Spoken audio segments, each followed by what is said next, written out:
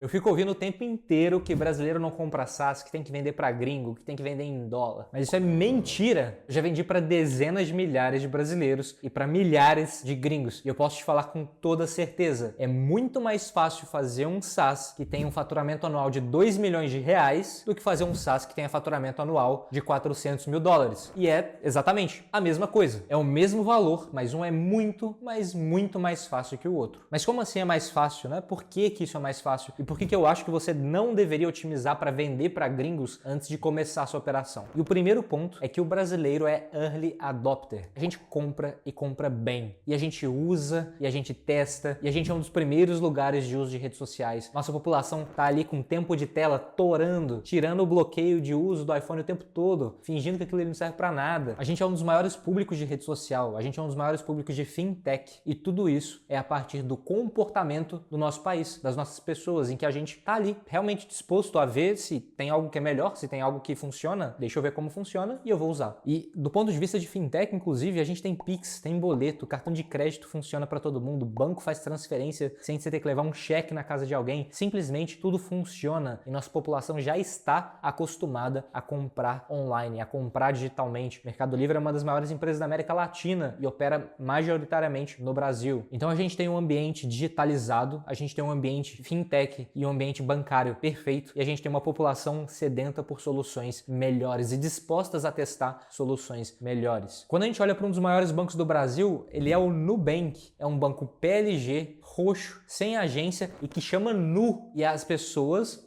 colocam o dinheiro delas lá. Aí você tá me falando que o brasileiro médio que coloca o dinheiro num banco que chama Nu, pelado, que é roxo, sem agência, em que ele não conversa com ninguém, em que ele teoricamente não tem nenhuma garantia que aquele dinheiro não vai desaparecer, porque ele nunca viu uma evidência física, que é a agência daquele banco. Você tá me falando que esse cara não compra SaaS? Não faz sentido. Percebe que o brasileiro foi early adopter o suficiente para colocar o dinheiro dele num banco que não existe fisicamente? Como é que ele não vai comprar o seu SaaS? Então eu acho que com isso aqui já ficou claro que brasileiro compra alguma coisa. Talvez o seu SaaS não seja bom o suficiente, mas ele compra SaaS. Show? Próximo passo, em que eu acho que não faz sentido otimizar para a galera que é gringa, é que por padrão você conhece o mercado brasileiro. Você está imerso no mercado brasileiro. Você conhece os criadores de conteúdo brasileiro. Você conhece o comportamento de compra brasileiro. Você sabe como os brasileiros lidam com precificação, com a copy, com como as coisas aqui acontecem. E é claro que você poderia aprender, ou talvez você saiba como que o americano funciona, como que o europeu funciona, mas espera-se que você conheça o brasileiro. Afinal, esse canal está em português, você está assistindo aqui e provavelmente é brasileiro. Por isso tudo, se você alocar seu cérebro, sua operação para atender outros brasileiros e resolver problemas reais daqui, a chance de você ter um ROI é muito maior, porque você diminui as variáveis que podem dar errado na hora de construir essa operação. Ou seja, de um leque de 100 coisas que poderiam dar errado, você já domina 50 delas, então você tem apenas 50 agora que podem dar errado. É muito mais fácil e você tem mais chance de sucesso. Afinal, tem menos coisas para você gerenciar. E quando eu digo menos coisas, é efetivamente menos coisas, porque é muito mais simples você contratar qualquer contador de 200, 300 reais no Brasil e pedir para ele abrir um Simples Nacional para você, do que abrir uma empresa em Delaware, abrir uma empresa nos Estados Unidos. E você pode até falar, Rodrigo, mas eu só pago $500 pro Stripe. Ah, eu consigo contratar um contador digital, eu mesmo faço. Mas vale a pena o seu esforço de entender a legislação de outro país? Você realmente sabe o que você precisa fazer para estar de acordo com a legislação americana depois de pagar os $500 do Stripe Atlas? Provavelmente não. E o que me pega é que quando eu fico ouvindo as pessoas que falam para você fazer isso, elas falam, ah, não, abri uma empresa lá fora. Ah, mas aí eu tenho uma empresa em Delaware, uma holding em Ilhas Caimã. Você vai ver a operação dos caras, eles faturam 10 mil por mês, 30 mil por mês. Não faz sentido. Não faz sentido você ter uma operação, uma sofisticação fiscal tributária, colocar o seu dinheiro lá fora para faturar 30 mil por mês. Me desculpa se você acha que 30 mil por mês é muito dinheiro para uma empresa, mas não é. Esse SaaS deveria ser uma pessoa, duas no máximo, e com Simples Nacional no Brasil. Ah, Rodrigo, mas eu quero vender para fora, e aí eu preciso que passe o cartão dessa galera. Show de bola. Cria uma conta no Stripe, venda para fora. É isso, você vai pagar 2% a mais de taxa, só que você não vai ter nenhum dos problemas. Ah, mas o Stripe é brasileiro, não passa tão bem os cartões de fora. Dá outra opção, abre um PayPal, abre o que for. Quando der problema, oferece a segunda opção. Ah, Rodrigo, mas aí minha taxa de conversão abaixa. Cara, quando quanto que você fatura. Você fatura 30 mil ou 2 milhões? Se você faturar 2 milhões, show de bola. Aí você vai ter problemas de 2 milhões de reais para resolver. E aí você pode ter operação onde você quiser, não vou me meter. Mas se você fatura nada, você vai abrir uma empresa em Ilhas Caimão pra quê, fera? Você vai abrir empresa em Delaware pra quê? Você vai tentar vender o seu SaaS de 19 dólares com uma empresa nos Estados Unidos pra quê? Abre o seu Simples Nacional aqui, paga menos imposto porque é exportação, então você ainda tem um incentivo fiscal para abrir aqui. A taxa de 2% do Stripe é compensada pelo seu imposto de exportação que você vai economizar e tá tudo certo. Ah, Rodrigo, eu entendi, mas eu quero proteger meu dinheiro do Brasil porque tem inflação, porque tem câmbio, porque não sei o quê, porque o Brasil vai quebrar.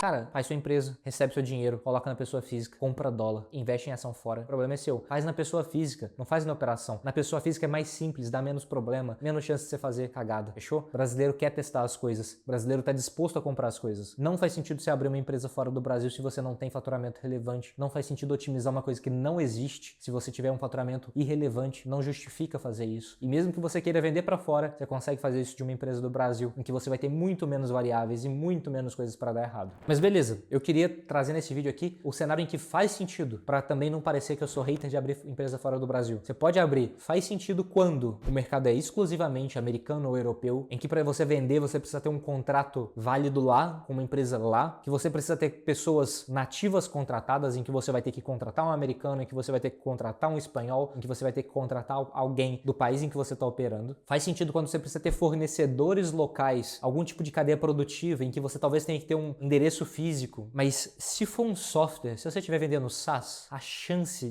de precisar ter um escritório lá fora, a chance de você precisar ter um CNPJ lá fora para vender para alguém é bem pequena, é bem pequena. Então, provavelmente você vai ter uma exceção aí, você fala assim, ah não, mas o meu caso... beleza, mas é o seu caso. O resto da galera, os milhares, a maior parte das pessoas que poderiam de fato ter uma operação e que vai se confundir e vai perder tempo tentando fazer uma operação para fora é muito maior. Então, empreender já é muito difícil. Diminui a chance de você dar errado, diminui a chance de você ter problema. Vende pra cá. Quando você tiver um pouquinho mais de faturamento, quando você já aprendeu a jogar o jogo, aí você pensa nisso de novo. Vamos fazer aqui primeiro. Faz 100 mil ano primeiro, depois você pensa em fazer 100 mil dólares, beleza? Uma coisa de cada vez. Começa com o que você já sabe fazer. E aí você otimiza depois. E se você já tá tentando vender pro Brasil e não conseguiu, aí tem um vídeo específico pra você. E tá aqui. Por que você não tá conseguindo vender pro Brasil? E lá eu provavelmente resolvo qualquer dúvida que tenha surgido nesse vídeo. Fechou? Te vejo no próximo. Até lá. Valeu.